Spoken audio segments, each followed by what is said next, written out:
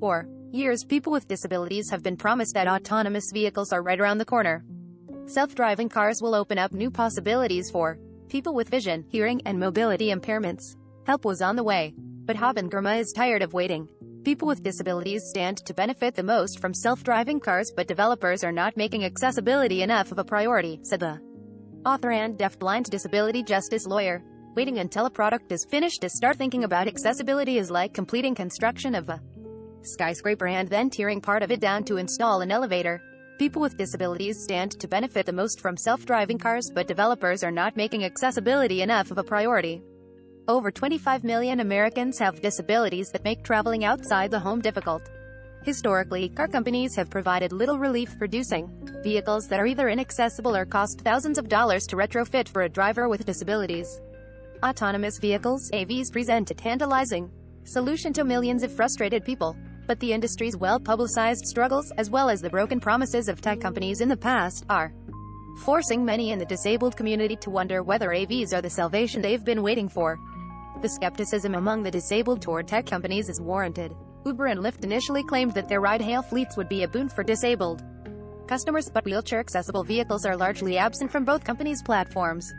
And over the past decade, the ride-hailing industry has routinely resisted efforts by regulators to force them to deploy more accessible vehicles.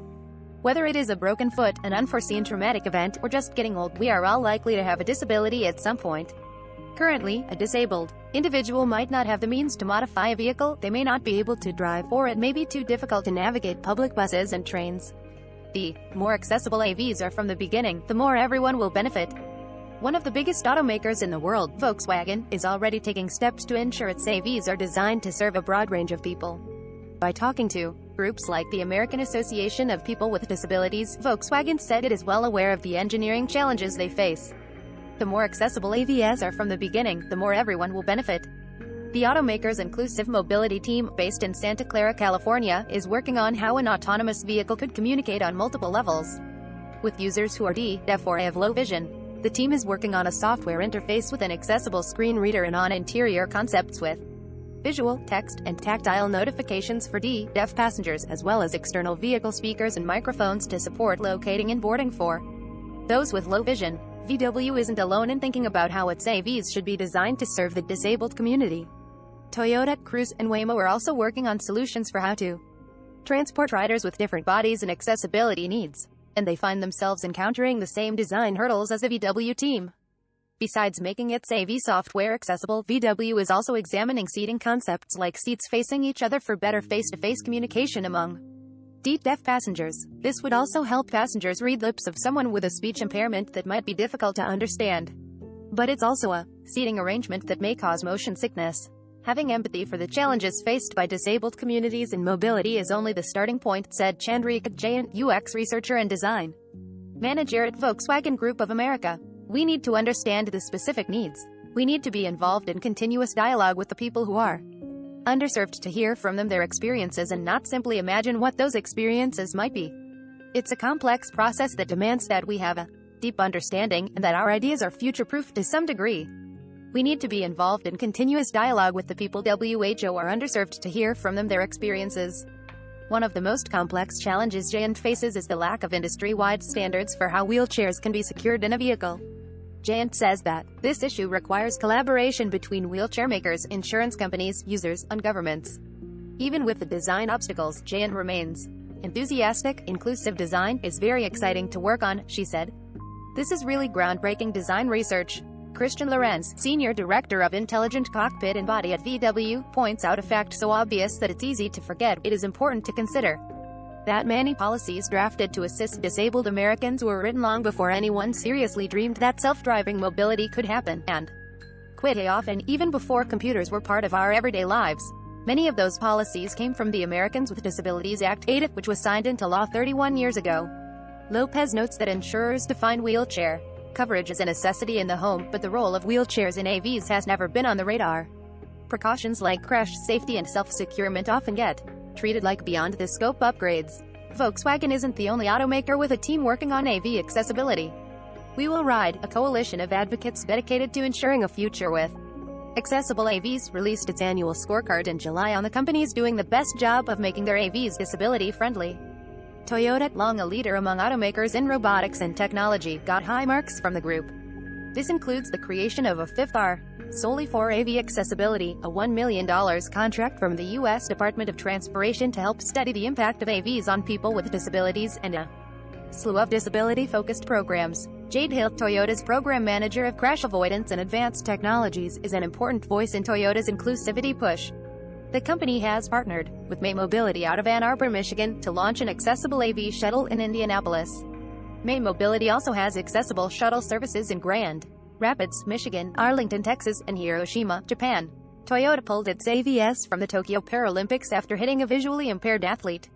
But Toyota still has work to do to ensure its AVs are safe for riders as well as pedestrians. The company recently pulled its C-Pallet AVs from the Tokyo Paralympics after hitting a visually impaired athlete. A day later, it reinstated the vehicles, saying that the accident occurred due to human error. Cruise, which is a majority-owned subsidiary of General Motors, highlighted accessibility in its most recent investor call and offered renderings as proof. Cruise has also hired a full-time accessibility program manager who can boast that part of their fleet offers driverless rides to disabled individuals around San Francisco. Cruise built its AV, the Origin, with modularity in mind. From the low floor and high roof to the double wide doors and removable seats, Cruise views the Origin as a blank canvas that it can modify with customer feedback.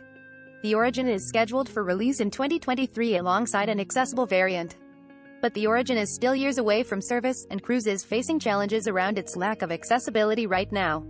The company was recently accused by the San Francisco Municipal Transportation Authority and several other government agencies of failing to offer service in low-income and minority areas or accommodate people using wheelchairs. The company defended itself by arguing that it was following the law. Zoox, a California-based company recently acquired by Amazon, has engaged with major disability advocacy groups. Zoox has Braille on its vehicle's internal emergency button, innovative uses of light and sound to communicate with riders and road users, and large visual displays inside the vehicle. AV operators aren't only thinking about the people who use their vehicles. A major concern among disabled people is getting hit by a car, and people like Anne-Marie Lewis, AV safety regulatory lead at Argo, are making sure those accidents never happen. Argo, which is backed by Ford and VW, believes that geographical diversity will prepare its technology for complex scenarios. The company's 3D maps are so detailed that Argo not only knows the locations of avenues but also where crosswalks are, abandoned signs, and even local regulations and the differences in pedestrian behavior depending on the city. And the maps will continue to stay current and detailed the more its software is used. One of the problems faced by disabled people is an AI that identifies different body types and shapes. Argo has answers for that too. This diverse learning includes training our perception system with a wide array of people and their movement, including those using wheelchairs, so that we're able to identify, classify, track, and predict their behavior, a spokesperson told The Verge. If the self-driving system observes a three-headed monster on Halloween, for example, it may not know what it is, but the perception system can still report that it sees an unknown object at a particular position and moving at a particular speed in a particular direction. One of the problems faced by disabled people is an AI that identifies different body types and shapes. Waymo released a video nearly a decade ago of one of its cars ferrying a man that lost 95% of his sight. The company followed that up with a 2015 video of the same man by himself in a Waymo AV, before many inclusive teams even started. The company's ride-hailing service has conducted driverless rides since October 2020 in Phoenix, Arizona, including those with different accessibility needs. However, the company does not keep track of how many disabled riders it has served. With all that feedback, as well as help from Google's accessibility team, Waymo has created an app that follows WCAG, Web Content Accessibility Guidelines, supporting screen readers and high-contrast modes. The app can minimize your walking time to your ride, remotely honk the vehicle's horn for low vision riders, and there is an option to choose what side of the street you get picked up on for those with mobility issues. While in the car, low-vision riders can listen to detailed audio of key events on their trip. And through the DOTS Inclusive Design Challenge, Waymo plans to integrate more inclusive features to its app, like haptic cues to navigate to your ride, headlight flashes to locate a vehicle, and more. Waymo plans to integrate more inclusive features to its app. In late August, Waymo opened its ride-sharing service to trusted testers in San Francisco. Compared to the flat, open, and dry terrain of Arizona, the rides through the hilly, foggy, claustrophobic streets of San Francisco are sure to test the limits of Waymo's technology. Waymo specifically stated that the Trusted Tester Program is a research-focused effort with an aim to gather information related to accessibility. Those observations have caveats, though, because Waymo's fleet consists of Jaguar I-Paces which are not wheelchair accessible. A spokesman says the company is working with a partner to provide Wavestow the trusted testers and plan to expand as they add riders. A 2017 report from the Rutterman Family Foundation, an institution focusing on disability issues, conclude that autonomous cars could open up job opportunities for 2 million disabled people. The report also insisted that $19 billion would be saved on healthcare costs because disabled people would have dependable access to medical care. Rory Cooper, a Paralympian in 1988 who has written 3 books and has 25 patents to his name, is the director of the University of Pittsburgh's Human Engineering and Research Lab and is renowned in the disability community. Right now, he is an advisor for autonomous vehicle company Merlin Mobility and is also leading a study by the University Transportation Center to advise and learn from various AV companies.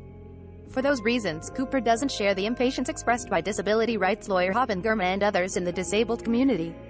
He thinks the future for disabled people looks brighter with more autonomous technology on the horizon. There is still much to be learned and to be done, he said, but at least the process seems to have started to move in an inclusive and accessible direction, which is extremely important as transportation is both life-sustaining and enabling for people with disabilities.